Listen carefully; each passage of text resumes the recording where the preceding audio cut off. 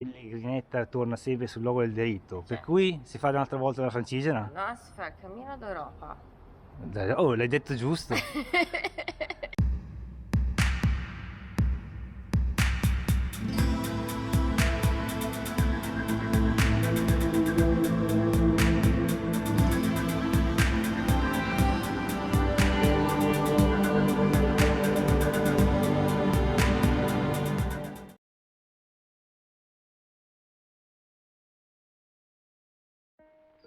Oh, eccoci a Roppolo.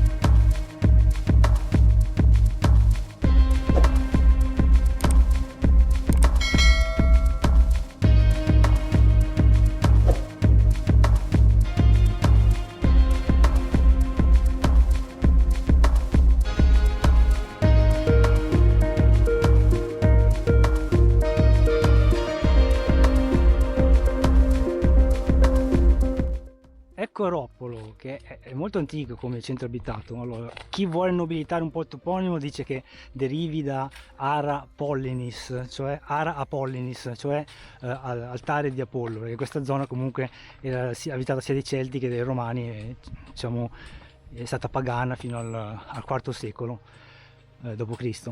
Altri invece dicono che derivi da Roptul, che è germanico, oppure ancora semplicemente da Rocul, che sarebbe cocuzzolo, rocca, arroccamento.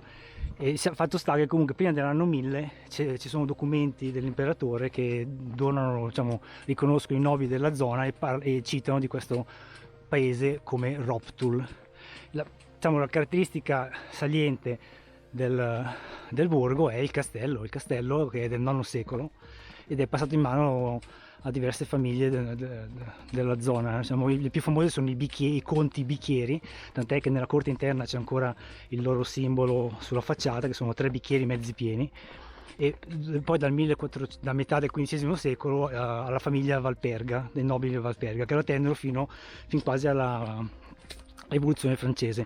E legata a Ludovico Valperga c'è una leggenda un po' nera.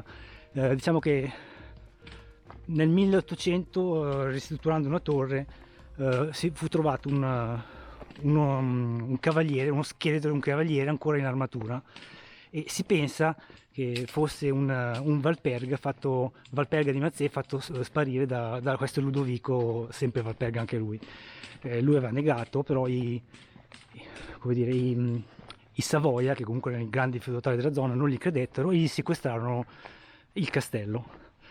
E quando sparì questo povero Bernardo Valperga di Mazzè, la moglie lo cercò piangendo per le campagne e non lo trovò ovviamente.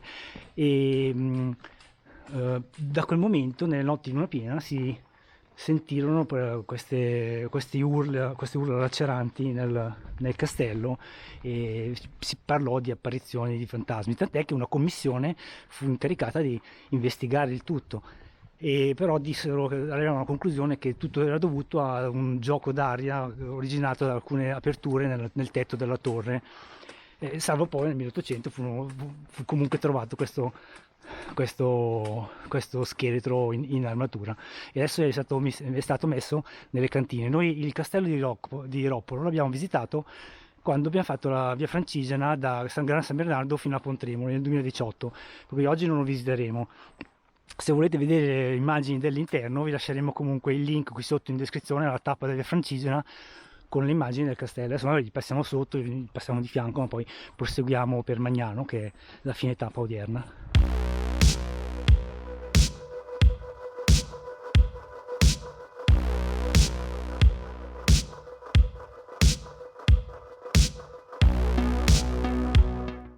il lago di Viverone visto dal balcone anteriore del castello.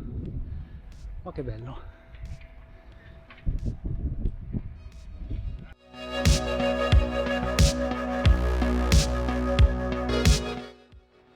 Pausa pranzo, vista lago sotto le torri del castello, baciati dal sole. Cosa si può chiedere più di così? Una birra. Lo sapevo che chiedeva una birra. 2 birre, una anche per te, dai. Ah, che generosa! La casa del Movimento Lento, dove ci siamo fermati nel 2018, provenienti dal Gran San Bernardo. Il timbrino non c'era, Non c'era il timbrino ai tempi.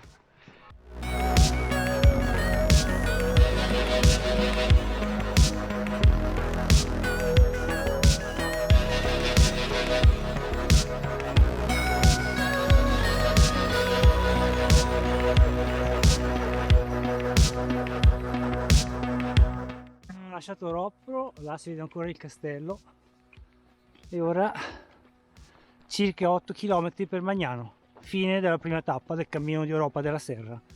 Guardate questo castagno. Ah, quello è l'elfo peo, sembra un coniglio però. E lì c'è un castagno ancora più grande con un elfo scimmietta. Cos'è questo? L'elfo Edo. Quella è la tana delle residenze invernali. Vabbè. Finalmente abbiamo trovato l'elfo Ugo. Vi ricordate la casetta che abbiamo visto dopo Cavaglià? Era sua, adesso non ho capito perché l'abbiano impiccato, però questa è la residenza invernale dell'elfo Ugo. Invece quella di Chiesa deve essere In un quella castagno, estiva. penso di sì, in un bel castagno. Ciao, Fugo. Ciao elfo Ugo.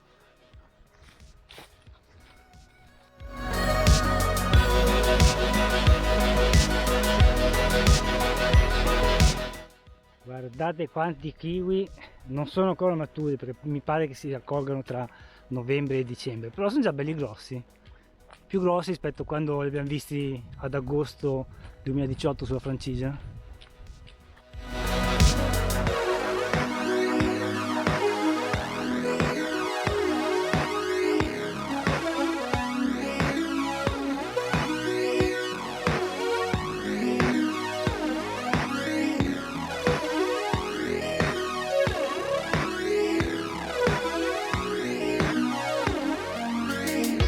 A 50 metri il giro del Ricetto Medievale con Panchina e Pellegrino, il cammino invece va nell'altra direzione. Adesso chiedo a Giulio cosa vuole fare, secondo voi? Non so se sono queste le rovine del castello di Viverone, però quello è il lago di Viverone, il resto del paese è giù in riva al lago. Facciamo il giro del Ricetto Medievale, vediamo un po' com'è. Il Ricetto Medievale di Viverone. Cercherò meglio sulla piantina poi.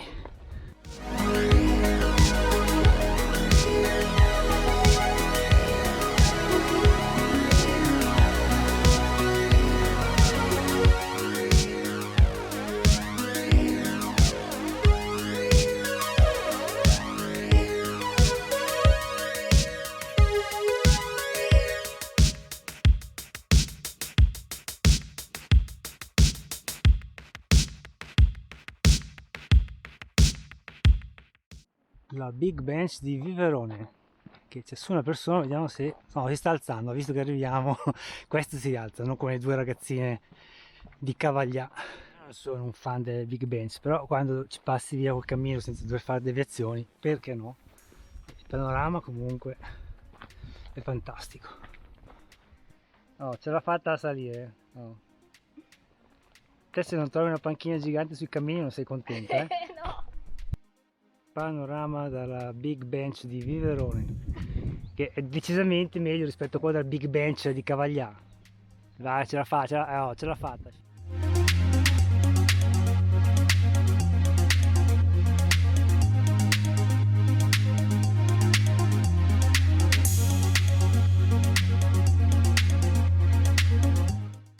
Pian dei Morti, 25 minuti, infatti Giulia è scattata, guardate lì, appena letto il nome è passata avanti a condurre. nel bosco verso Pian dei Morti e poi Zimone. Dopo Zimone c'è Magnano e siamo arrivati. Terminiamo la prima tappa del cammino d'Europa con un tranquillo pomeriggio nel bosco. Guardate che bello, la luce magnifica, temperatura perfetta, siamo in maglietta mezze maniche, fine ottobre ricordo, Ponte dei Santi, l'oratorio di San Grato mi pare, e museo, storia di carri e carradori su ruote.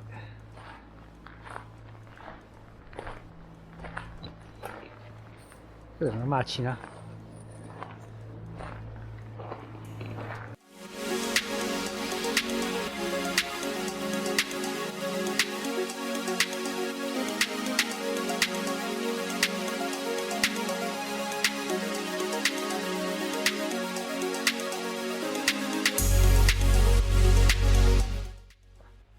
E di nuovo nel bosco per andare verso Magnano, bello all'ombra, fresco, la degna conclusione della prima tappa.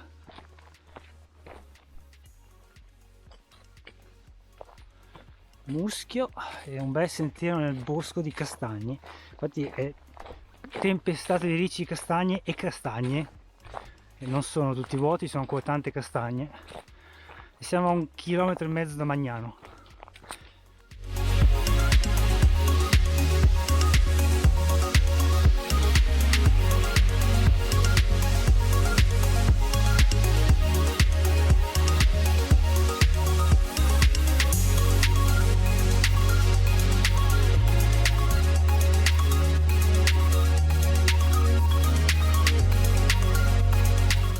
La comunità di Bose, e quindi Magnano non è più tanto lontano, fa anche rima.